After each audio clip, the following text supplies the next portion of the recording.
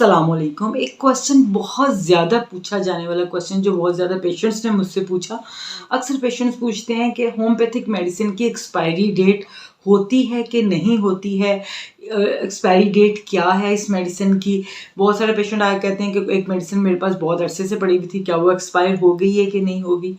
अब ये homeopathic medicines जो है उसकी एक्सपायरी डेट होती है कि नहीं, इस मिथ को समझते हैं। सबसे पहले जो होम्योपैथिक मेडिसिन है वो अल्कोहल में बनती है।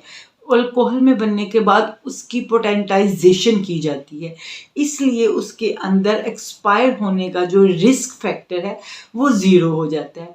अब ये डिपेंड करता है कि मेडिसिन्स कौन सी हैं। अगर आपके पास मेडिसिन्स जो हैं वो बंद हैं, सील हैं, किसी कंपनी की हैं, शोएबे की हैं, डॉक्टर रिक्विज की हैं, कमाल की हैं, मसूद की हैं, किसी भी कंपनी की हैं, तो वो आपकी कभी भी एक्सपायर नहीं होंगी।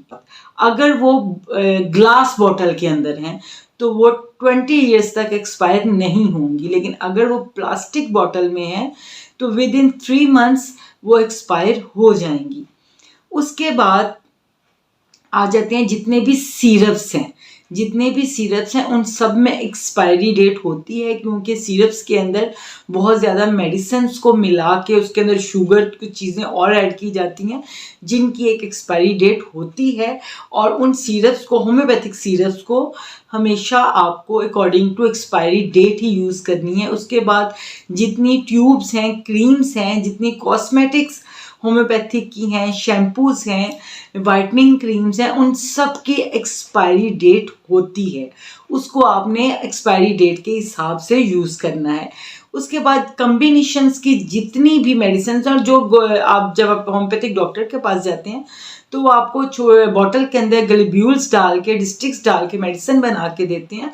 वो मेडिसिन जो है वो एक्सपायर होती हैं 3 मंथ्स तक। उसके बाद वो उसको आप फेंक दें, उसको यूज़ नहीं करें। तो इस तरह होम्योपैथी की वो मेडिसिन जो अल्कोहल में बनती है और जिसकी पोटेंटाइजेशन होती है और वो ग्लास बॉटल में होती है, उसकी कोई एक्सपायरी डेट नहीं होती और वो कभी भी एक्सपायर नहीं होती।